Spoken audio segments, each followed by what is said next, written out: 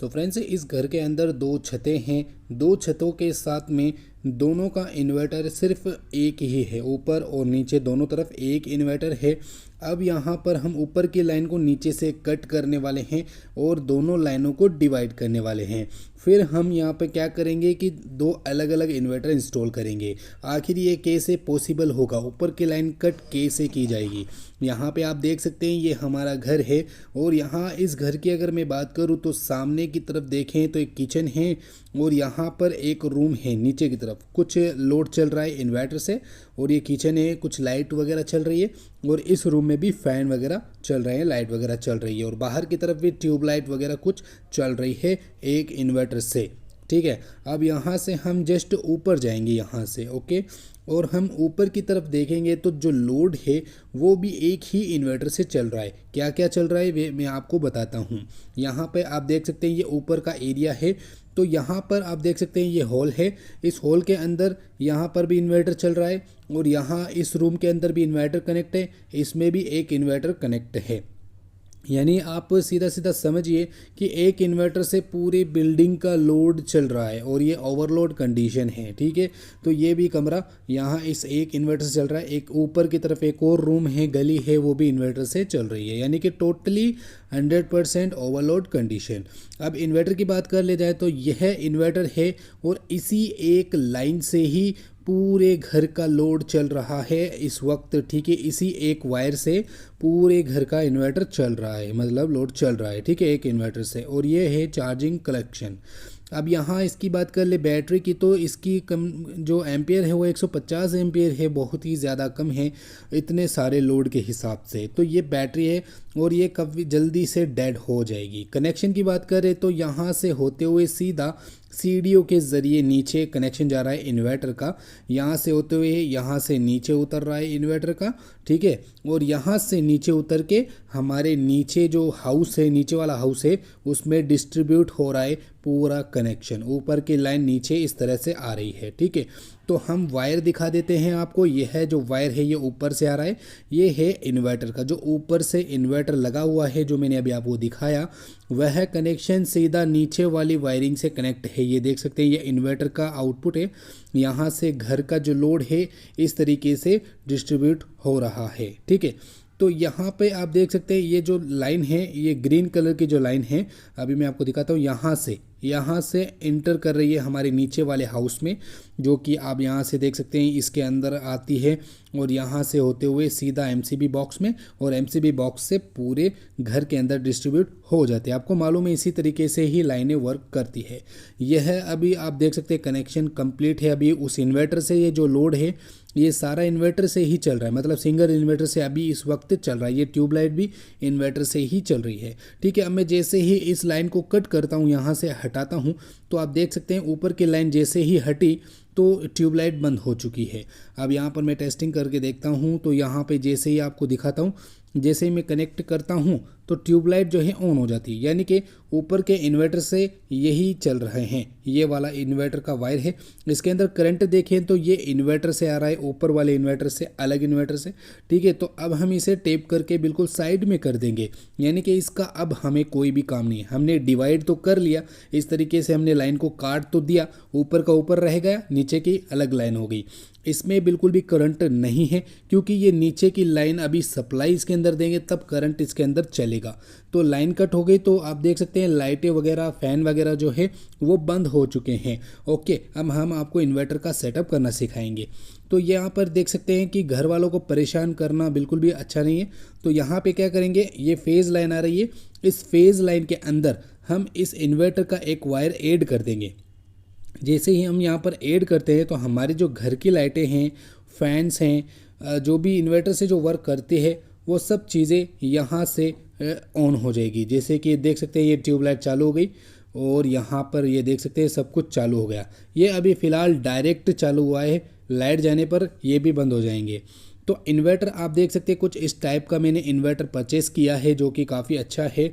200 ampere की battery 60 month warranty के साथ में देखने को मिलती है और ये इसका मॉडल नंबर है। ओके, और इसका काफ़ी शानदार परफॉर्मेंस निकल के आया है। मैंने इसको काफ़ी दिनों तक यूज़ लिया है, बैटरी को काफ़ी अच्छा रिजल्ट इस बैटरी का देखने को मिलता है। और यहाँ पर देख सकते हैं इस तरह का कुछ लुक देखने को मिलता है इस बैटरी का, जो कि काफ़ी हैवी है। ठीक है, और यहाँ पर ये कुछ कैप्स हैं और यहाँ पर 2 टर्मिनल्स है जिसमें एक पॉजिटिव है और एक नेगेटिव है, जो कि सभी बैटरी के अंदर होता है। और ये कुछ इंडिकेटर है जो कि वाटर लेवल शो करवाता है। यहाँ पे बहुत ही हैवी प्लास्टिक से बनाई गई है ये बैटरी, बहुत ही शानदार है। इन्वर्टर की बात करें तो ये प्योर साइन वेव इन्वर्टर है। इसका मॉडल नंबर LGS 1100 है। एक आता है LG यानी कि स्क्वायर वेव। ठीक है, LGS लोगे तो आपको साइन वेव मिलेगा। ये power button, eco mode, low battery, overload, UPS on, charging and main charging. ठीक है, अब यहाँ पर आप देख सकते हैं वेंटिलेशन है, एक इस साइड में वेंटिलेशन और एक इस साइड में वेंटिलेशन, जो कि इन्वर्टर को काफ़ी अच्छा ठंडा रखता है। ठीक है, बैक साइड की बात करें तो कुछ ज़्यादा कुछ नहीं है। यहाँ पे एक रिवर्स स्विच है, AC इन है और यहाँ पर एक सॉकेट है जो कि आउटपुट है।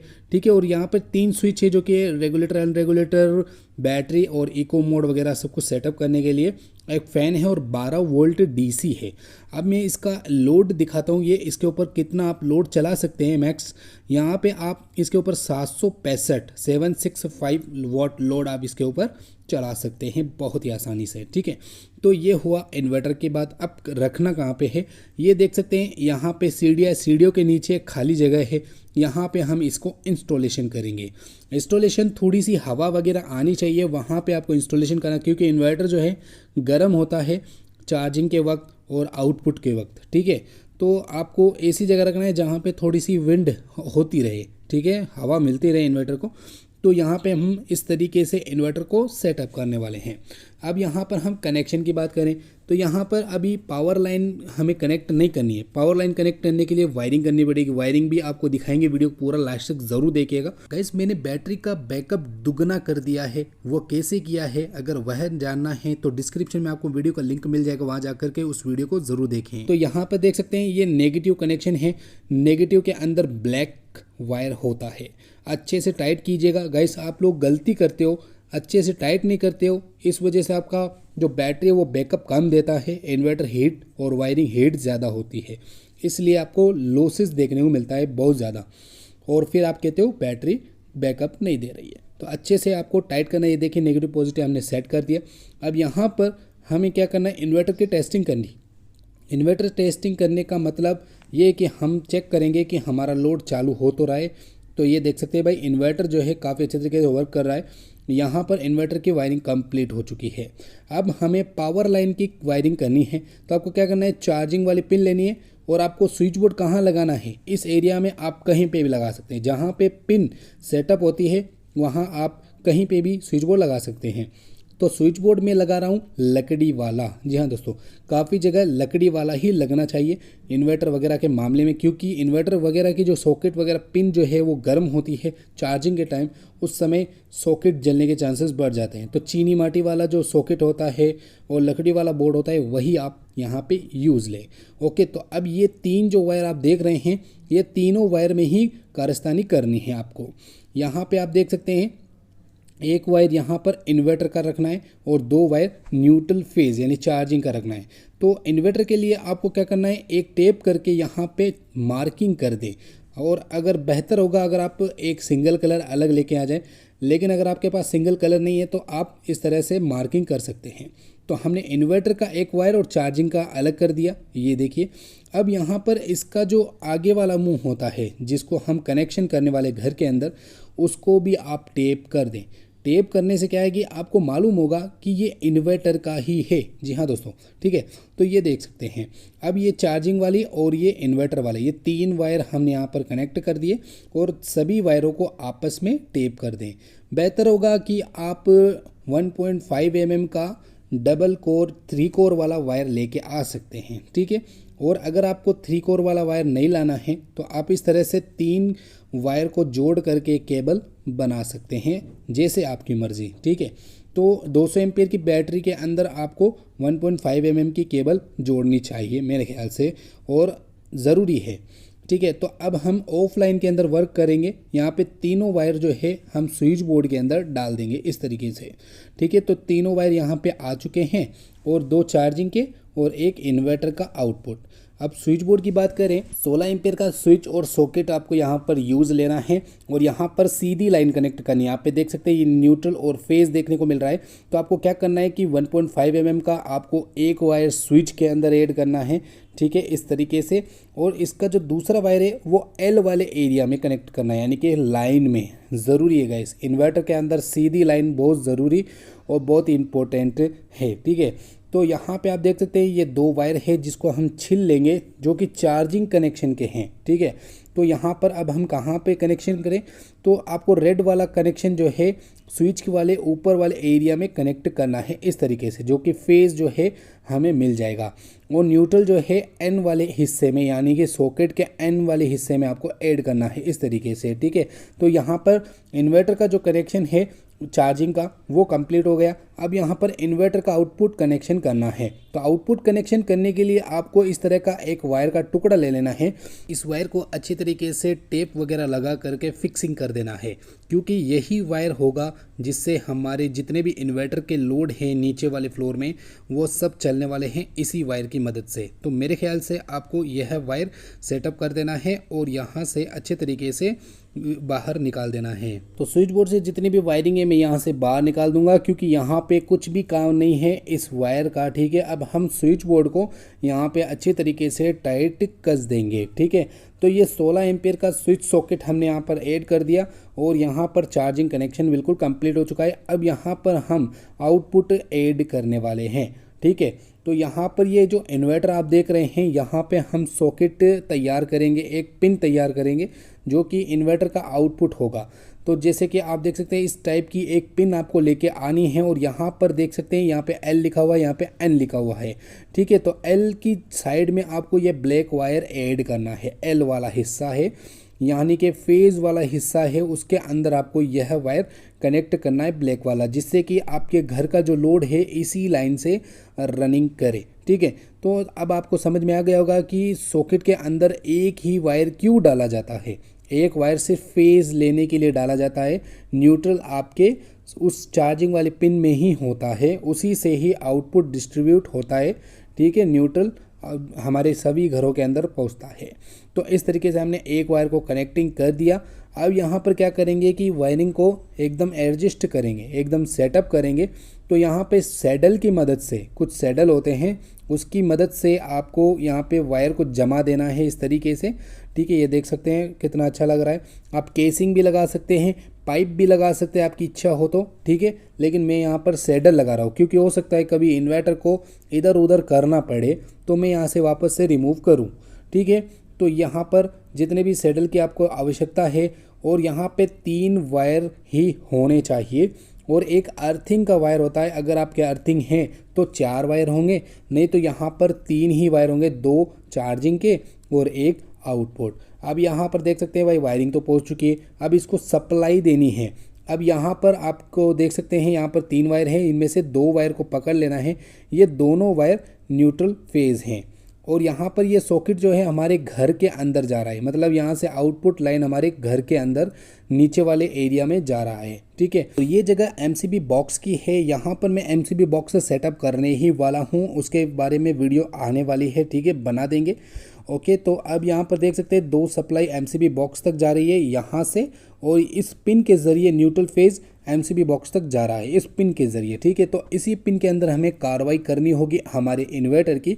और यहाँ पर आप देख सकते हैं ये सप्लाई हम जैसे बाहर निकालते हैं तो अब हमारे पिन के अंदर रिवर्स करंट नहीं होगा, ठीक है। रिवर्स करंट नहीं आना चाहिए।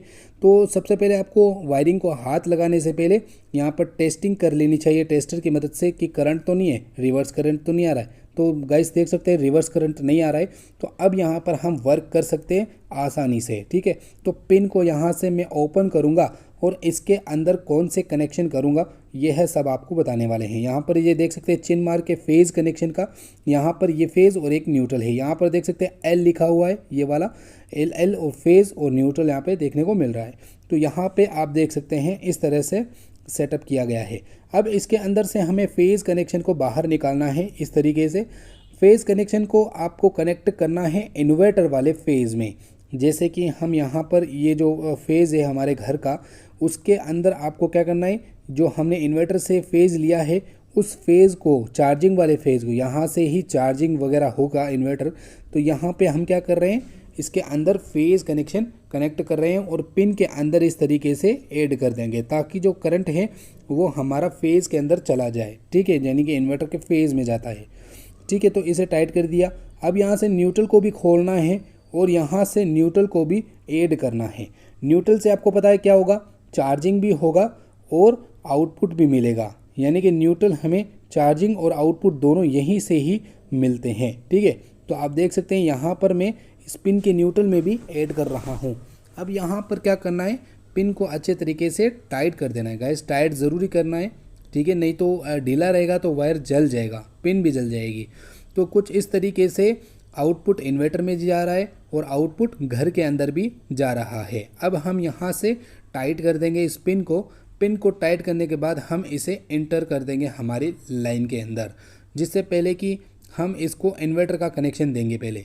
ठीक है, तो ये देख सकते हैं ग्रीन कलर का हमने मार्किंग किया था इस इन्वर्टर की वायर पर। तो इस वायर को क्या करना है, जिसको हमने डिवाइड किया था, ऊपर की लाइन से कट किया था, उसी के अंदर आपको इस इन्वर्टर का वायर जोड़ देना है।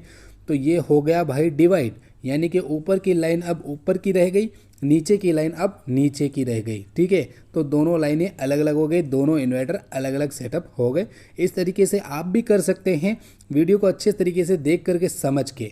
यहाँ से आउटपुट चार्जिंग हो रही है, यहाँ से होते हुए सीधा हमारे स्विच बोर्ड के अंदर चार्जिंग जा रही है, न्यूट्रल फेज जा रहा है, और यहाँ से सीधा हमारे इन्वर्टर के अंदर जा रहा है। बिल्कुल सिंपल है गाइस, न्यूट्रल फेज चाहिए इन्वर्टर को, सिर्फ न्यूट्रल और फेज ही चाहिए, और बाकी जो सिंगल वायर है वो आउटपुट के लिए चाहिए। ठीक है, अब यहाँ पर हम टेस्टिंग करते हैं बोर्ड की। तो यहाँ पर ये न्यूट्रल है, यहाँ पे टेस्टर नहीं ग्लो कर रहा, लेकिन यहाँ पर टेस्टर ग्लो कर रहा है, इसका मतलब ये फेज़ है।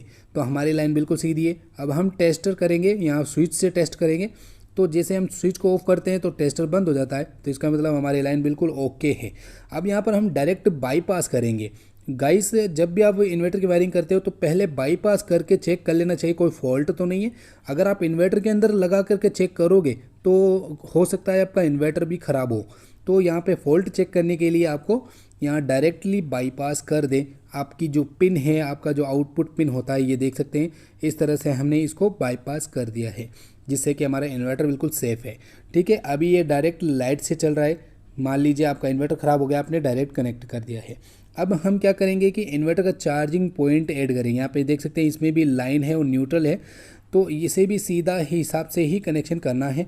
तो हर चीज़ सीधी होनी चाहिए गाइस, ठीक है, ये याद रखिएगा। यहाँ पे देख सकते हैं चार्जिंग हमारी चालू हो गई है, मेंस ऑन हो गया है। अभी हम ऑफ़ करते हैं तो ये देख सकते हैं ऑफ़ भी हो गया। इसका मतलब हमारा जो परफेक्ट है वायरिंग जो है हो चुकी है, यानी कि चार्जिंग वगैरह परफेक्ट हो चुकी है हमारी। अब यहाँ पर जो कनेक्शन है वो कंप्लीट है। अब इसके पीछे की बात करेंगे, यानी कि हमारा जो पीछे वाला सॉकेट होता है उसके अंदर स्पिन को ऐड करेंगे। इससे पहले आपको यह एक चीज़ देख लेनी है, टेस्टर से आपको राइट साइड टेस्ट कर लेना है। यहाँ पर फेज़ आ रहा है या नहीं आ रहा है, फेज़ आना चाहिए राइट साइड में। ठीक है, ये फेज़ आ रहा है, इसका मतलब हमारे सॉकेट के अंदर जो हमने लाइन लगाई थी, एल के अंदर लगाया था ये वाला एल, तो ये इसके अंदर मैच कर रहा है। तो अब हम इसे ऐड कर सकते हैं। यहाँ पे ऐड करते ही हमारी जो लाइट है वो चालू हो गई है गाइस, आप देख सकते हैं। ठीक है, तो इसे हम इस तरीके से फिट कर देंगे। अब हमारे घर के अंदर जो डिवाइड लाइन है वो हो चुकी है, और यहाँ से होते हुए इन्वर्टर का आउटपुट यहाँ से होते हुए सीधा यहाँ से हुआ, और यहाँ से होते हुए सीधा डिवाइड हो गया और सीधा हमारे घर की लाइन में कनेक्ट हो गया। अब यहाँ से जितने भी इन्वर्टर की जितनी भी लाइनें हैं वो सब यहीं से ही चलने वाली है। ऊपर वाला इन्वर्टर बिल्कुल फ्री हो चुका है। ये देख सकते हैं इन्वर्टर का प्लग जो ऑन कर रहे हैं हम, यहाँ पर देख सकते हैं आपका लोड चल रहा है। तो गाइस, हमने वायरिंग कंप्लीट कर ली है, ऊपर की लाइन को बिल्कुल डिवाइड कर दिया है। अब ऊपर की लाइन से हमें कोई भी लेना देना नहीं है। यह इन्वर्टर अलग काम करेगा, ऊपर का इन्वर्टर अलग काम करेगा।